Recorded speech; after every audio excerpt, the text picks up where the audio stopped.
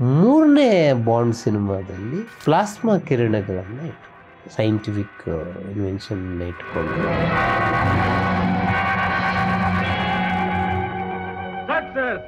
Experiment 28 bond ಸಿನಿಮಾಗಳು ಬಂದಿರೋ sequel. Bond ಒಬ್ಬನೇ, ಬಾಂಡ್ ಪಾತ್ರ ಮಾಡೋರು ಚೇಂಜ್ ಆಗ್ತಾರೆ. ಕನ್ನಡದ ವಿಶೇಷ ಏನು ಅಂದ್ರೆ ಯಾರ್ಯಾರೋ ಹಾಗೆಲ್ಲ ಮಾಡಕ್ಕೆ ಟ್ರೈ ಮಾಡಿದ್ರು, ಬಟ್ ಬಾಂಡ್ ರಾಜ್ಕುಮಾರೇ ಆಗೋಕ್ಕೆ ಸಾಧ್ಯ. ಈ ಜಾಕ್ ಪಾಟ್ ಮರ್ಮನ ಕಂಡುಹಿಡಿಯೋದಕ್ಕೆ ನೀನೊಬ್ಬನ ಕೈಯಿಂದನೇ ಸಾಧ್ಯ ಪ್ರಕಾಶ್. ಆ ಯೋಚನೆ ನೀವು ನನಗೆ ಬಿಟ್ಬಿಡಿ sir. Very glad mister Prakash, very glad. ಅಣ್ಣ ಅವ್ರೆ ಹಿಂಗೆ ನಮಗೊಂದು ಸಿನಿಮಾ ಬಂದಿದೆ ಅಂತ ಒಬ್ಬರು ಹೇಳ್ತಾರೆ, ಇಲ್ಲ ನಿನ್ನ ಟ್ಯಾಲೆಂಟ್ ಹಿಂದಿಗೆ ಹೋದ್ರೆ ಹೆಚ್ಚು ಅವಕಾಶ ಸಿಗುತ್ತೆ, ಖಂಡಿತ ಈ ಸಿನಿಮಾ ಮುಗಿಸ್ಕೊಟ್ಟು ಹೋಗು ನೀನು ಹಿಂದಿಗೆ ಅಂತ ಹೇಳಿ ರೇಖಾ ಒಂದು ಸಂದರ್ಶನದಲ್ಲಿ ಅದನ್ನು ನೆನಪು ಕೂಡ ಮಾಡ್ಕೊಂಡು ಅಣ್ಣವ್ರು ಹಿಂದಿಗೆ ಹೋಗ್ಬೇಕಷ್ಟು ಅವಕಾಶ ಅವ್ರು ಹೋಗಲಿಲ್ಲ, ಆದರೆ ಬೇರೆಯವ್ರು ಹೋಗೋದನ್ನು ತಡೀಲಿ. ಈಗ ನನ್ನ ಜೊತೆ ಮಾತಾಡಿದವರು ಪ್ರೊಫೆಸರ್ ಶೇಖರ್ ತಾನೆ? ಹೌದು, ಯಾಕನ್ಮಾನ? ಆದರೆ 20-25 ವರ್ಷ ನೀವು ಸುಮ್ಮನೆ ಇದ್ಬಿಟ್ಟು ಅವ್ರು ಯಾರು ಇಲ್ದಾಗ ಇಡೀ ಸಿನಿಮಾ ನಾನೇ ಮಾಡಿದ್ದು ಅಂತಂದರೆ ಯಾವಾಗಲೂ ಒಂದು ಸತ್ಯ ನಾನು ನೆನ್ಪಿಟ್ಕೋಬೇಕು. ಆ ಸಿನಿಮಾ ಸೋತಿದ್ರು ಹಂಗೆ ಹೇಳ್ತಿದ್ರು ಅವರು. 50 ವರ್ಷ ಇನ್ನೂ ಬದುಕಿದೆ ಪಾಪ, ಸಾಯೋ ಪುರುಸೊತ್ತಿಲ್ಲ, ಬದುಕಿದೆ. ಅಮಿತಾಬ್ ಬಚ್ಚನ್ ಇನ್ನಿಲ್ಲದ ಪ್ರಯತ್ನವನ್ನು ಮಾಡಿದ್ದಾರೆ ಅಣ್ಣವ್ರನ್ನ ಹಿಂದಿಗೆ ಕರ್ಕೊಂಡು ಹೋಗ್ಬೇಕು ಒಂದು ಸಿನಿಮಾದಲ್ಲಿ ಮಾಡಿ. ಅಣ್ಣವ್ರು ಬಹಳ ಸ್ಪಷ್ಟವಾಗಿ ಉಪ್ಪು ಇಷ್ಟು ತಿಂದ್ರು ಅಷ್ಟೇ, ಅಷ್ಟು ತಿಂದ್ರು ಅಷ್ಟೇ, ಅದರಿಂದ ಒಂದು ಸೀನ್ ಕೂಡ ಮಾಡಲ್ಲ ನಾನು ಅಂತೇಳಿ. ಗನ್ ಕೆಳಗಡೆ ಹಾಕು, ಹೇಳು ಯಾರು ನೀನು? ಇಷ್ಟು ದೃಢವಾಗಿ ಅಣ್ಣವರು ನಿಲ್ಲದೆ ಹೋಗಿದ್ರೆ ಇವತ್ತು ನೀವು ಕೋಟ್ಯಾಂತರ ರೂಪಾಯಿ ಕಾಂತಾರ ಇದನ್ನೆಲ್ಲ ನೋಡೋಕೆ ಖಂಡಿತ ಕನ್ನಡ ಚಿತ್ರರಂಗ ಇರ್ತೀರಿ. ನೀವು ಇಂಥವ್ರು ಅಂತ ನನಗೆ ಮೊದಲೇ ಗೊತ್ತು. ಮೋನಾ ನಿಮ್ಮ ಹತ್ರ ಬಿಟ್ರೆ ಈ ಸ್ಥಳ ನನಗೆ ಸುಲಭ ಗೊತ್ತಾಗುತ್ತೆ ಅಂತ ತಿಳ್ಕೊಂಡಿದ್ದು ಕರೆಕ್ಟ್ ಆಯ್ತು. പക്ഷേ ಈ ಥರದ ಬದ್ಧತೆ ಇರೋ ಕಲಾವಿದರು ಇನ್ನೊಂದು ಅವಕಾಶ ಸಿಕ್ಕರೆ ನಾನು ಮಾಡ್ತೀನಿ ಅಂತ ದೊಡ್ಡ ಅವಕಾಶ ಸಿಕ್ಕರೆ ಅಮಿತಾಬ್ ಬಚ್ಚನ್ ಜೊತೆಗೆ ಮಾಡೋ ಒಂದು ಅವಕಾಶ ಸಿಕ್ಕರೆ ಯಾಕೆ ಬಿಡಬೇಕು ಅಂತ ಯೋಚನೆ ಮಾಡೋದು. ಆದರೆ ಅಣ್ಣವರ ಕಾಲಕ್ಕೆ ಅದು ಬಹಳ ಸತ್ಯ.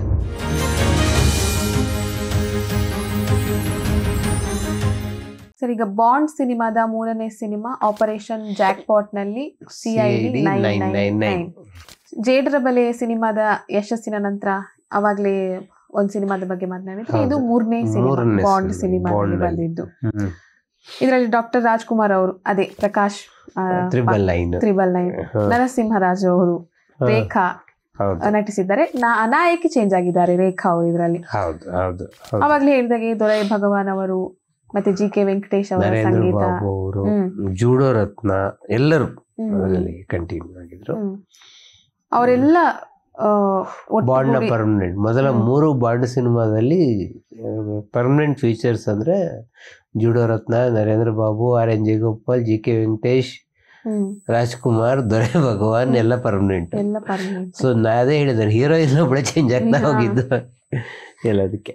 ಈಗ ಒಂದು ಏನು ನಾರ್ಮಲ್ ಆಗಿ ಈಗ ಕಾಂತಾರ ಬಂತು, ಕಾಂತಾರ ಅಧ್ಯಾಯ 1 ಬಂತು, KGF 1, 2 ಆ ತರ ಎಲ್ಲ ಆಗ್ತಾ ಹೋಯ್ತು, ಸೀಕ್ವೆಲ್ ಎಲ್ಲ ಮಾಡೋದಕ್ಕೆ ಪ್ರಾರಂಭ ಮಾಡಿದ್ರು.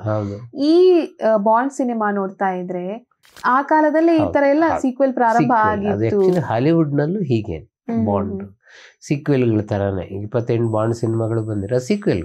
ಬಾಂಡ್ ಒಬ್ಬನೇ, ಬಾಂಡ್ ಪಾತ್ರ ಮಾಡೋರು ಚೇಂಜ್ ಆಗ್ತಾರೆ, ಅದ್ರ ಬಾಂಡೇ ಅವನು, ಜೇಮ್ಸ್ ಬಾಂಡೇ ಅವನು. ಲೈಕ್ ದಟ್ ನಾವು ಫ್ಯಾಂಟಮ್ ಅಂತೆಲ್ಲ ಹೇಳ್ತೀವಲ್ಲ, ಆ ಥರದ್ದೊಂದು ಎಟರ್ನಲ್ ಕ್ಯಾರೆಕ್ಟರ್, ಸೋಲೆ ಇಲ್ಲದಂಥ. ಕನ್ನಡದ ವಿಶೇಷ ಏನು ಅಂದ್ರೆ ಬಾಂಡ್ ರಾಜ್ಕುಮಾರ್. ನೀವು ಎರಡು ಸೀಕ್ವೆಲ್ ಬಂದ್ರು ಬಾಂಡ್ ರಾಜ್ಕುಮಾರ್. ಸೊ ಇನ್ನು ಯಾರ್ಯಾರೋ ಹಾಗೆಲ್ಲ ಮಾಡಕ್ಕೆ ಟ್ರೈ ಮಾಡಿದ್ರು, ಬಟ್ ಬಾಂಡ್ ರಾಜ್ಕುಮಾರೇ ಆಗೋಕ್ಕೆ ಸಾಧ್ಯ. ಇಮಿಡಿಯೇಟ್ ಆಗಿ ಬ್ಯಾಂಗ್ಳೂರ್ ಹೋಗ್ಬೇಕು. ಬ್ಯಾಂಗ್ಳೂರ್ಗೆ ಐ ಆಮ್ ಆಲ್ವೇಸ್ ರೆಡಿ. ಈ ಆಪರೇಷನ್ ಜಾಕ್ಪಾಟ್ನ ಬಹಳ ವಿಶೇಷ ಏನು ಅಂತಂದರೆ, ಮುಂದೆ ಭಾರತದ ಬಹಳ ದೊಡ್ಡ ಕಲಾವಿದೆಯಾಗಿ ಜನಪ್ರಿಯವಾದಂತಹ ರೇಖಾ ಈ ಸಿನಿಮಾದಲ್ಲಿ ಅಭಿನಯಿಸಿದ್ರು. ರೇಖಾ ತಂದೆ ಕೂಡ ತಮಿಳುನಾಡಿನಲ್ಲಿ ಬಹಳ ದೊಡ್ಡ ಕಲಾವಿದರು, ತಾಯಿ ಕೂಡ ಬಹಳ ದೊಡ್ಡ ಕಲಾವಿದರು. ಸೊ ಹಾಗಾಗಿ ಈ ಸಿನಿಮಾದಲ್ಲಿ ಬಂದರು. ಈ ಸಿನಿಮಾ ಮುಗಿಯುವ ಸಂದರ್ಭದಲ್ಲಿ ಅವ್ರಿಗೆ ಹಿಂದಿ ಚಿತ್ರರಂಗದ ಅವಕಾಶ ಬಂತು. ಅವರು ಬಾಂಡ್ ಮುಂದಿನ ಸಿನಿಮಾದಲ್ಲೂ ಮಾಡ್ತಾರೆ ಅಂತ ಅವಾಗ ಇತ್ತು. ರಾಜ್ಕುಮಾರ್ ಬಂದು ಕೇಳ್ತಾರೆ, ಅಣ್ಣ ಅವ್ರೆ ಹಿಂಗೆ ನಮಗೊಂದು ಸಿನಿಮಾ ಬಂದಿದೆ ಅಂತ ಒಬ್ಬರು ಹೇಳ್ತಾರೆ, ಇಲ್ಲ ನಿನ್ನ ಟ್ಯಾಲೆಂಟ್ ಹಿಂದಿಗೆ ಹೋದ್ರೆ ಹೆಚ್ಚು ಅವಕಾಶ ಸಿಗುತ್ತೆ, ಖಂಡಿತ ಈ ಸಿನಿಮಾ ಮುಗಿಸ್ಕೊಟ್ಟು ಹೋಗು ನೀನು ಹಿಂದಿಗೆ ಅಂತ ಹೇಳಿ ರೇಖಾ ಒಂದು ಸಂದರ್ಶನದಲ್ಲಿ ಅದನ್ನು ನೆನಪು ಕೂಡ ಮಾಡ್ಕೊಂಡು. ಅಂದರೆ ಅಣ್ಣವ್ರು ಇಲ್ಲ ಇದ್ಬಿಡು ಅಂತ ಹೇಳಿ ನಾ ಇದ್ಬಿಡ್ತಿದ್ನ, ಏನಕ್ಕೆ ಚಿಕ್ಕ ಹುಡುಗಿ ನಂಗೆ ಗೊತ್ತಿಲ್ಲ ಏನು ಅಂತೇಳಿ, ಇಲ್ಲ ನೀನು ಹಿಂದಿಗೆ ಹೋಗು ಅಂತ. ನೀವು ಬಹಳ ವಿಶೇಷ ಏನೋ ಗಮನಿಸಿ, ಅಣ್ಣವ್ರ ಹಿಂದಿಗೆ ಹೋಗ್ಬೇಕಷ್ಟು ಅವಕಾಶ ಇತ್ತು. ಅವ್ರು ಹೋಗಲಿಲ್ಲ, ಆದರೆ ಬೇರೆಯವ್ರು ಹೋಗೋದನ್ನು ತಡೀಲಿಲ್ಲ. ಸೊ ನಿಮಗೆಲ್ಲ ಅವಕಾಶ ಇದೆಯೋ ಅಲ್ಲಿ ಹೋಗಿ ಅಂತಂದರು.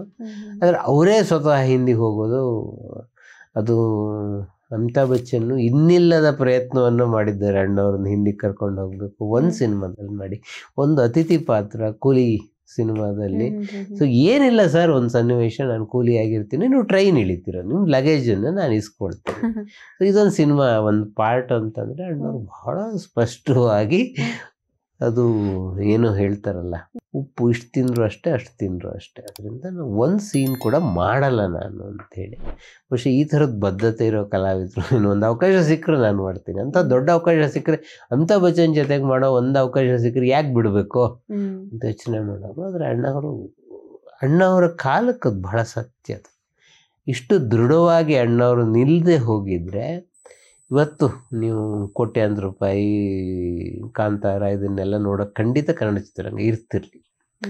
ಅಣ್ಣವರ ದೃಢ ಚಿತ್ತದಿಂದ ಇವತ್ತು ಕನ್ನಡ ಚಿತ್ರರಂಗ ಉಳ್ಕೊಳ್ತು. ಮತ್ತು ಇಷ್ಟೊಂದು ಡೈಮೆನ್ಷನ್, ನಿಮಗೆ ಭಕ್ತಿಯನ್ನು ಮಾಡಿದ್ರು, ಬಾಂಡ್ ಮಾಡಿದ್ರು, ಸಾಮಾಜಿಕ ಸಿನಿಮಾಗಳನ್ನು ಮಾಡಿದ್ರು, ಕಸ್ತೂರಿ ನಿವಾಸ ಅಂತ ಸಿನಿಮಾಗಳನ್ನು ಮಾಡಿದ್ರು. ನೀವು 70ರ ದಶಕದ ಅಣ್ಣವರ ಪಾತ್ರಗಳದ್ದೊಂದು ಪಟ್ಟಿ ಹಾಕ್ಕೊಂಡ್ಬಿಟ್ರೆ ಅದು ಕನ್ನಡ ಸಿನಿಮಾನ ಅಷ್ಟು ಡೈಮೆನ್ಷನ್ ಕೊಟ್ಟಿದ್ರು, ಅಷ್ಟು ಥರದಲ್ಲಿ ಅವ್ರು ಬೆಳೆಸಿದ್ದಾರೆ. ಸೊ ಈ 3ನೇ ಬಾಂಡ್ ಸಿನಿಮಾದಲ್ಲಿ ನಿಮಗೆ ಸುರೇಖ ಇದ್ದರು, ಜಯಲಲಿತಾ, ನಿರಂಜನ್, ಪದ್ಮಶ್ರೀ ಇದ್ದರು. ನಾನು ಈ ಸುರೇಖ ಅವ್ರ ಜೊತೆಗೆ ನಾನು ಕೆಲಸ ಕೂಡ ಮಾಡಿದ್ದೀನಿ ಸೆನ್ಸಾರ್ ಮಂಡಳಿಯಲ್ಲಿ. ಬಹಳ ದೊಡ್ಡ ಕಲಾವಿದೆ. ಇವರಿಗೆ ಬಹುಶಃ ತ್ರಿಮೂರ್ತಿನಲ್ಲಿ ಒಂದು ಪಾತ್ರ ಮಾಡಿದ್ದಾರೆ ಅವರು. ಸಾಮಾನ್ಯಕ್ಕೆ ರಾಜ್ಕುಮಾರ್ ಸಿನಿಮಾಗಳಲ್ಲಿ ಒಂದು ಪಾತ್ರಗಳನ್ನು ಮಾಡ್ಕೊಂಡು ಬಂದಿದ್ದಾರೆ. ಅವ್ರಿಗೆ ಮಾಯಾ ಮನುಷ್ಯ ಅಂತ ಒಂದು ಸಿನಿಮಾದಲ್ಲಿ ನಾಯಕಿಯಾಗಿ ಮಾಡಿದ್ರು. ಬಹಳ ಒಳ್ಳೆಯ ನೃತ್ಯಗಾತಿ ಕೂಡ. ನಮ್ಮಲ್ಲಿ ಬಹಳ ಕಲಾವಿದೆಯರು ಅಂದರೆ ಹೆಸರು ಎಲ್ಲೋ ಒಂದು ಕಡೆ ಇರುತ್ತೆ, ನಮ್ಗೆ ಯಾರೋ ಒಬ್ಬರ ಹೆಸರು ಭಾಳ ಚೆನ್ನಾಗಿ ಗೊತ್ತಿರುತ್ತೆ. ಎಲ್ಲೋ ಒಂದು ಸಿನಿಮಾಗೆ ಹೋಗಿ 100 ಜನ ಇರ್ತದೆ. ಒಂದು ಪ್ರಶ್ನೆ ಬಹಳ ನಮ್ಮ ವೀಕ್ಷಕರು ಯಾರೋ ಒಬ್ಬರು ಕೇಳಿರ್ತಾರೆ, ಒಂದು ಸಿನಿಮಾ ಆಗುವಾಗ ಯಾರೋ ಒಬ್ಬರಿಂದ ಒಂದು ಸಿನಿಮಾ ಆಗೋಕ್ಕೆ ಸಾಧ್ಯ ಇಲ್ಲ. ಸಿನಿಮಾ ಅನ್ನೋದು ಟೀಮ್ ವರ್ಕ್. ಸೊ ಯಾರೊಬ್ಬನು ಸೆಂಚುರಿ ಹೊಡಿತಾನೆ, ಸೆಂಚುರಿ ಹೊಡೆದಾಗ ಯಾವನೋ 2 ರನ್ ಹೊಡೆದಿರ್ತಾನಲ್ಲ, ಅದು ನಿಮಗೆ ಇಂಪಾರ್ಟೆಂಟೇ. ಅಲ್ಟಿಮೇಟಾಗಿ ನೀವು 2 ರನ್ನಿಂದ 1 ರನ್ನಿಂದ ಗೆದ್ದಾಗ ಅವ್ನು ಹೊಡೆದಿರೋ 2 ರನ್ ಕೌಂಟ್ ಆಗುತ್ತೆ. ಹಾಗೆ ಸಿನಿಮಾ ಒಂದು ಟೀಮ್ ವರ್ಕ್. ಸೊ ಒಬ್ಬ ನಿರ್ದೇಶಕ ಕೆಲಸ ಮಾಡ್ತಾನೆ. ನಿರ್ದೇಶಕ ಕೆಲಸ ಮಾಡುವಾಗ ಕೆಲವು ಸಲ ಒಬ್ಬರು ಸಹ ನಿರ್ದೇಶಕರು ಇರ್ತಾರೆ, 2 ಸಹ ನಿರ್ದೇಶಕರು ಇರ್ತಾರೆ. ಆಮೇಲೆ ಆ ಸಹ ನಿರ್ದೇಶಕರು ಕೂಡ ಸಾಕಷ್ಟು ಕಾಂಟ್ರಿಬ್ಯೂಟ್ ಮಾಡಿರ್ತಾರೆ ಸಿನಿಮಾಗೋದಕ್ಕೆ. ಆದರೆ ಸತ್ಯ ಏನಂದರೆ 20-25 ವರ್ಷ ಆದಮೇಲೆ ಅವ್ರೇನು ನಿರ್ದೇಶಕರು ಮಾಡಿದ್ರಿ, ನಾನೇ ಸಿನಿಮಾ ಮಾಡಿದ್ದು ಅಂತ ನಮ್ಮ ದಾರಿ ತಪ್ಪಿದ ಮಗದಲ್ಲಿ ಆ ಥರದ್ದೊಂದು ಕಾಮೆಂಟ್ ಯಾರೋ ಹಾಕಿದ್ದಾರೆ. ಅದಕ್ಕೆ ನಾನು ಹೇಳ್ತಾ ಇರೋದು, ವೆಂಕಟೇಶ್ವರ ಸಿನಿಮಾದ ನಿರ್ದೇಶಕರು ನೀವು ಏನೋ ಐಡಿಯಾಗಳು ಕೊಟ್ಟಿರ್ಬೋದು, ಐಡಿಯಾಗಳು ಕೊಟ್ಟು ಕೂಡ ನೀವು ನಿರ್ದೇಶಕರಾಗಕ್ಕೆ ಸಾಧ್ಯ ಇಲ್ಲ. ನಿರ್ದೇಶಕರೇ ಕೆಲವು ಸಲ ನಾನು ಕೊಟ್ಟ ಐಡಿಯಾನೇ ಬಹಳ ಪಂಚಿಂಗ್ ಆಗಿರ್ಬೋದು. ಆದರೆ 20-25 ವರ್ಷ ನೀವು ಸುಮ್ಮನೆ ಇದ್ಬಿಟ್ಟು ಅವ್ರು ಯಾರು ಇಲ್ದಾಗ ಇಡೀ ಸಿನಿಮಾ ನಾನೇ ಮಾಡಿದ್ದು ಅಂತಂದರೆ ಯಾವಾಗಲೂ ಒಂದು ಸತ್ಯ ನಾನು ನೆನ್ಪಿಟ್ಕೋಬೇಕು. ಆ ಸಿನಿಮಾ ಸೋತಿದ್ರು ಹಂಗೆ ಹೇಳ್ತಿದ್ರು ಅವರು. ಗೆದ್ದಾಗ ಬಹಳ ಜನ ಓನರ್ಸ್ ಇರ್ತಾರೆ, ಅದಕ್ಕೆ ಸೋತಾಗ ಅದು ಯಾವತ್ತೂ ತಬ್ಲಿನೇ. ಆದ್ದರಿಂದ ನಾನು ಅಂದ್ಕೊಳ್ಳಿ, ಈಗ ನಾನು RNJ ಗೋಪಾಲ್ ಬರೆದಿರೋ ಎಷ್ಟೋ ಹಾರ್ಡ್ ಡಿಕ್ಟೇಷನ್ ತೊಗೊಂಡಿದ್ದೀನಿ, ಉದಯ್ ಶಂಕರ್ ಬರೆದಿರೋ ಎಷ್ಟೋ ಹಾರ್ಡ್ ಡಿಕ್ಟೇಷನ್ ತೊಗೊಂಡಿದ್ದೀನಿ. ಅದರಲ್ಲಿ ನಂದು 4 ಪದ ಸೇರಿಸಿರ್ತೀನಿ. ಸರ್ ಹಿಂಗೆ ಬರೆಯೋ ಬದಲಿಗೆ ಈ ಪದ ಹಾಕಿದ್ರೆ ಚೆನ್ನಾಗಿರುತ್ತಲ್ವ ಅಂತ ಹೇಳಿರ್ತೀನಿ. ಆ ಪದನೇ ಕ್ಲಿಕ್ ಆಗಿದ್ದು ಇದೆ. ಸೊ ಅದಕ್ಕೆ ಈಗ ನಾನು ಜಯಗೋಪಾಲ್ ಇಲ್ಲ, ಉದಯ್ ಶಂಕರ್ ಇಲ್ಲ, ಅದಿಲ್ಲರಿ ಅದೆಲ್ಲ ನಾನೇ ಬರೆದಿದ್ದು ಅಂತಂದರೆ ದೊಡ್ಡ ಅಪರಾಧ. ಮತ್ತು ಯಾವ ಪ್ರೀತಿ ಗೌರವಗಳನ್ನು ಅವ್ರು ನನ್ನ ಬಗ್ಗೆ ಇಟ್ಟು ಹೇಳಿರ್ತಾರೋ ಆ ಕ್ರೆಡಿಟ್ ಅವ್ರಿಗೆ ಕೊಡಬೇಕು. ಈಗ ಅಣ್ಣವ್ರು ಏನಾದ್ರು ಹೇಳಿದ್ದನ್ನು, ಇದು ಅಣ್ಣವ್ರು, ನಾನು ಮಾತನಾಡುವಾಗಲೂ ಅಷ್ಟೇ, ಇದು ಅಣ್ಣವ್ರು ಹೇಳಿದ್ದು ಅಂತ ಹೇಳ್ತೀನಿ. ಅಣ್ಣವ್ರು ನನ್ನ ಹತ್ರ ಹೇಳದೇ ಇರೋ ಮಾತನ್ನು ಕೃಷ್ಣೇಗೌಡರು ಹೇಳಿದರೆ ಇದು ಕೃಷ್ಣೇಗೌಡರು ಹೇಳಿದ್ದು ಅಂತ ಹೇಳ್ತೀನಿ. ಯಾರಿಗೆ ಕ್ರೆಡಿಟನ್ನು ಕೊಡಬೇಕು ನಾವು ಅವ್ರಿಗೆ ಕ್ರೆಡಿಟನ್ನು ಕೊಡಬೇಕು. ಈ 3ನೇ ಸಿನಿಮಾದ ಬಹಳ ವಿಶೇಷ ಏನು ಅಂತಂದರೆ ಇದರ ಟ್ರಿಕ್ ಶಾಟ್ಸ್. ಮೊದಲ 2 ಸಿನಿಮಾಗಳಿಗೆ ಹೋಲಿಸಿದರೆ ದೊರೈ ಸ್ವತಃ ಛಾಯಾಗ್ರಾಹಕರಾಗಿ ನಿರ್ದೇಶಕರಾಗಿ ಮಾಡಿಸಿದ ಟ್ರಿಕ್ ಶಾಟ್ಸು ಖಂಡಿತ ಗ್ಲೋಬಲ್ ಲೆವೆಲ್ ಆಗಿತ್ತು. ಅದರಲ್ಲೂ ಬಾಂಡ್ ತಪ್ಪಿಸ್ಕೊಂಡು ಬರೋದೊಂದು ಸೀನ್ ಇದೆ, ಇದು ಖಂಡಿತ ನಿಮಗೆ ಹಾಲಿವುಡ್ ರೇಂಜ್ಗೆ ನಿಂತ್ಕೊಳ್ಳುವಂಥದ್ದು. ಯಾಕಿದು ಬಹಳ ಮುಖ್ಯ ಅಂತಂದರೆ ಹಾಲಿವುಡ್ ಟೆಕ್ನಾಲಜಿ ಅವರದ್ದು ಹಾಕಿರೋ ದುಡ್ಡು ಎಷ್ಟು ಆ ಸಿನಿಮಾಗಳಿಗೆ.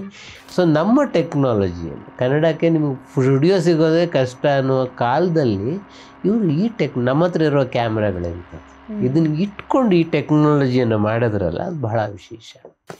ಈ 3ನೇ ಬಾಂಡ್ ಸಿನಿಮಾದ ಇನ್ನೊಂದು ಬಹಳ ವಿಶೇಷ ಸಂಗತಿ ಏನು ಅಂತಂದರೆ ಇದರ ಎಲ್ಲ ಹಾಡು ಆರ್ ಎನ್ ಜಯಗೋಪಾಲ್ ಬರೆದ ಹಾಗೆ ಎಲ್ಲ ಹಾಡನ್ನು ಒಬ್ಬರೇ ಗಾಯಕಿ ಹಾಡಿರೋದು. ಈ ಸಿನಿಮಾದ ಎಲ್ಲ ಹಾಡನ್ನು ಎಲ್ಲಾರ್ ಈಶ್ವರಿನೇ ಹಾಡಿರೋದು. ಇದೊಂದು ಭಾಳ ವಿಶೇಷವಾದ ಸಂಗತಿ ಇದೆ. ಬಾಳಲ್ಲಿ ಒಂದಾಗೋಣ ಬಾ ಇಲ್ಲಿ ಇವನ ಬಳಿ ಐ ಥ್ಯಾಂಕ್ ಯು ಇದರ ಈ ಸಿನಿಮಾದಲ್ಲಿ ಇರ್ತಕ್ಕಂಥ ಹಾಡಿದು. I thank you very much. ಬಾಳಲ್ಲಿ ಒಂದಾಗೋಣ ಬಾ ಇಲ್ಲಿ ಕಣ್ಣಲ್ಲಿ ನೀ ತುಂಬಿರುವೆ. ಸೊ ಮೊದಲದಲ್ಲಿ ನಾವು ನೋಟಿನ ತಂತ್ರಜ್ಞಾನ, ಎರಡನೇದರಲ್ಲಿ ಕ್ಷಿಪಣಿಯನ್ನು ನೋಡಿದ್ವಿ. 3ನೇ ಬಾಂಡ್ ಸಿನಿಮಾದಲ್ಲಿ ಪ್ಲಾಸ್ಮಾ ಕಿರಣಗಳನ್ನು ಇಟ್ಕೊಂಡು ಸೈಂಟಿಫಿಕ್ ಇನ್ವೆನ್ಷನ್ನ ಇಟ್ಕೊಂಡು ಈ ಪ್ಲಾಸ್ಮಾ ಕಿರಣಗಳ ಇಂಪಾರ್ಟೆನ್ಸ್ ಏನು ಅಂತಂದರೆ ಯಾರ ಮೇಲಾದರೂ ಬಿದ್ದರೆ ಅವ್ನು ಮಾಯ ಆಗ್ಬಿಡ್ತಾನೆ. ಇದು ಇದರ ಬಹಳ ವಿಶೇಷ. ಸೊ ಇದು ಇವರು ಸಹಜವಾಗಿ ಖಳನಾಯಕರು ಹಿಂದೆ ಬಿದ್ದಿರ್ತಾರೆ ಇವನ ಹಿಂದೆ. ಈ ಪ್ರೊಫೆಸರ್ ಶೇಖರ್ ವಿಜ್ಞಾನಿ ಯಾರಿರ್ತಾನೋ ಅವ್ನ ದೌರ್ಬಲ್ಯ ಅಂತಂದರೆ ರೇಸ್. ಸೊ ಅವನಿಗೆ ರೇಸಿಗೆ ಅವ್ನು ದುಡ್ಡು ಸುರಿತಾ ಇರ್ತಾನೆ. ಇವ್ರು ಏನು ಮಾಡ್ತಾರೆ ಅಂದರೆ ಒಂದು ವಿದೇಶದಿಂದ ಭಾಳ ದೊಡ್ಡ ವಿಶೇಷವಾದ ಬೈನಾಕ್ಯುಲರ್ ತರಿಸ್ತಾರೆ. ಅದಕ್ಕೆ ಆ ಬೈನಾಕ್ಯುಲರಲ್ಲಿ ಮೂಲಕ ಒಂದು ಇಂಜೆಕ್ಷನ್ ಕೊಟ್ಟರೆ ಆ ಕುದುರೆ ಗೆಲ್ಲುತ್ತೆ. ಇವನಿಗೆ ರೇಸಿನ ಹುಚ್ಚಿರೋದ್ರಿಂದ ಅದನ್ನು ಅವರು ಹಂಗೆ ಬಳಸ್ಕೊಳ್ತಾ ಇರ್ತಾರೆ. ಸೊ ಇವನು ಅವ್ರಿಗೆ ರೇಸಿನ ಹುಚ್ಚಿನಿಂದ ಅವ್ರ ಕೈಲಿ ಸಿಗಾಕೊಳ್ತಾನೆ. ಸೊ ಒಬ್ಬ ನಕಲಿಯನ್ನು ಇವ್ರು ಮಾಡ್ತಾರೆ. 2 ಬಹಳ ಸರ್ಕಾರದ ಗಮನಕ್ಕೆ ಬರುತ್ತೆ. ಒಂದು ಏನು ಅಂತಂದರೆ ಯಾವುದೋ ಈಗ ನಾರ್ಮಲಿ ಯಾರೂ ಸೆಂಚುರಿ ಹೊಡಿಬೋದು, ಲಾಸ್ಟಿಗೆ ಬಂದ್ಬಿಟ್ಟು ಲಾಸ್ಟ್ ಬ್ಯಾಟ್ಮನ್ 11ನೇ ಬ್ಯಾಟ್ಸ್ಮನ್ನು ಸೆಂಚುರಿ ಹೊಡಿಬೋದು. ಆದರೆ ಒಂದು ಮ್ಯಾಚಲ್ಲಿ ಹಂಗೆ ಸೆಂಚುರಿ ಹೊಡೆದ್ರೆ ಆಕಸ್ಮಿಕ ಅಂತ ಅನ್ಕೊತೀರಿ. ನೀವು 5 ಮ್ಯಾಚಲ್ಲೂ ಲಾಸ್ಟ್ ಬ್ಯಾಟ್ಮನ್ ಸೆಂಚುರಿ ಹೊಡೆದ್ರೆ ಇದು ಏನೋ ಹೆಚ್ಚು ಕಮ್ಮಿ ಆಗಿದೆ ಇದು ಅಂತ ಡೌಟ್ ಬರುತ್ತೆ. ಸೊ ಹಾಗಾಗಿ ಕುದುರೆಗಳು ಅಷ್ಟೇ. ನಿಮ್ಗೆ ಜಾಕ್ಪಾಟಲ್ಲಿ ಯಾವಾಗಲೂ ಹಾಗೆ ಈಗ race is between 4 or 5 horses ಅಂತ ಹೇಳ್ತಾರೆ. ಮೊದಲ 4-5 ಕುದುರೆಗಳ ಮೇಲೆ ಎಲ್ಲರೂ ಬೆಟ್ ಕಟ್ಟಿರ್ತಾರೆ. ಸೊ ನಿಮ್ಗೆ ಇದ್ದಕ್ಕಿದ್ದಂಗೆ 12ನೇದೋ 13ನೇದೋ ಕುದುರೆ ಗೆದ್ದರೆ ಒಂದು ರೇಸಲ್ಲಿ ಏನೋ ಅದ್ಭುತ ಆಗಿರ್ಬೋದು. ಎಲ್ಲ ರೇಸಲ್ಲೂ ಹಾಗೆ ಆಗ್ತಾ ಇದೆ ಅಂದರೆ ಏನೋ ಮೋಸ ಇರ್ಬೋದು ಅಂಥೇಳಿ ಇದನ್ನು ಪತ್ತೆ ಹಚ್ಚೋದಕ್ಕೆ CID 99ಗೆ ಹೊರಡಿಸ್ತಾರೆ. ಈ ಜಾಕ್ಪಾಟ್ ಮರ್ಮನ ಕಂಡುಹಿಡಿಯೋದಕ್ಕೆ ನೀನೊಬ್ಬನ ಕೈಯಿಂದನೇ ಸಾಧ್ಯ ಪ್ರಕಾಶ್. ಆ ಯೋಚನೆ ನೀವು ನನಗೆ ಬಿಟ್ಬಿಡಿ sir. Very glad mister Prakash, very glad. ಇವನು CID 88 ನರಸಿಂಹರಾಜು ಕೂಡ ಜೊತೆಗೆ ಬರ್ತಾನೆ. ಸೊ ಇದು ಹೆಚ್ಚಿನ ರಹಸ್ಯ ಸಿಕ್ಕೋದಕ್ಕೆ ಮುಂಚೆನೆ ಇದನ್ನು ಯಾರು ಹ್ಯಾಂಡಲ್ ಮಾಡ್ತಾ ಇದ್ರು ಬೀನಾಳನ್ನು ಕೊಲೆ ಮಾಡ್ತಾರೆ. ಸೊ ಪ್ರಕಾಶ್ ಮೇಲೆ ಕೂಡ ಆ ಥರದ ಕೊಲೆಯ ಪ್ರಯತ್ನಗಳು ನಡೆಯುತ್ತೆ. ಅವನು ತಪ್ಪಿಸ್ಕೊಳ್ತಾರೆ. ಅವಾಗ ಮೋನಾ ಅಂತ ಒಬ್ಬಳು ಯುವತಿಯ ಪರಿಚಯಕ್ಕೆ ಸಿಕ್ಕತ್ತೆ. ಅವಳು ಇದರಲ್ಲಿ ನಿಮಗೆ ತುಂಬ ಸಿನಿಮಾಗಳಲ್ಲಿ ಇದಿರುತ್ತೆ, ಅಂದರೆ ಡಬಲ್ ಟ್ರ್ಯಾಕ್ ಮಾಡೋದು, ಅಂದರೆ ಕೇಡಿಗಳ ಗುಂಪಿನ ಸದಸ್ಯರು ಇವ್ರ ಜೊತೆಗೆ ಫ್ರೆಂಡ್ಶಿಪ್ ಮಾಡಿ ಇವಳು ಈ ಥರದವಳು. ಸೊ ಈ ಜಾಲವನ್ನು ಅವನು ಏನು ಮಾಡ್ತಾನೆ ಬೇಬಿ ನರಸಿಂಹರಾಜು. ಇದು ಈ ಮೊದಲು 3 ಸಿನಿಮಾದಲ್ಲಿ ಇಲ್ಲದೇ ಇರೋ ವಿಶೇಷ. ಈ ನರಸಿಂಹರಾಜುಗೊಂದು ಸಾಹಸ ಇದೆ, ಅದನ್ನ ಅವನು ಲಪಟಾಯಿಸ್ತಾನೆ ಅವಳು. ಆವಾಗ ಅವನಿಗೆ ಪ್ರಕಾಶ್ ನಕಲಿ ಅಂತ ಗೊತ್ತಾಗುತ್ತೆ. ಆಮೇಲೆ ಈ ಮೋನಾ ಯಾರಿರ್ತಾಳೆ ಅವಳು ಆ ಬೀನಾ ತಂಗಿಯಾಗಿರ್ತಾಳೆ. ಹಾಗಾಗಿ ಆ ಅಕ್ಕನ್ನು ಕೊಲೆ ಮಾಡಿದ್ದಾರೆ ಎನ್ನುವ ಕಾರಣಕ್ಕೆ ಇವಳು ಪ್ರಕಾಶ್ಗೆ ನೆರವನ್ನು ನೀಡ್ತಾಳೆ. ಸೊ ಪ್ರಕಾಶ್ ಈ ಜಾಲವನ್ನು ಭೇದನೆ ಮಾಡ್ತಾನೆ. ಹೀಗೆ 3ನೇ ಬಾಂಡ್ ಸಿನಿಮಾ ಕೂಡ ಬಹಳ ದೊಡ್ಡ ಯಶಸ್ಸನ್ನು ಪಡೀತು. ಆದರೆ ಇದರ ನಂತರ 4ನೇ ಬಾಂಡ್ ಸಿನಿಮಾ ಬಂದಿದ್ದು 9 ವರ್ಷಗಳ ನಂತರ. ಹತ್ತರಿ ವಾಸ್ಕೋಡಿ ದಾಮಾಟಿ ಜಾಕ್ಪಾಟ್ ಬಂತಲ್ಲಪ್ಪ. ಇನ್ನೊಂದು ಏನಪ್ಪ ಅದು? Operation diamond racket. Diamond racket? Yes, baby, come on, run up!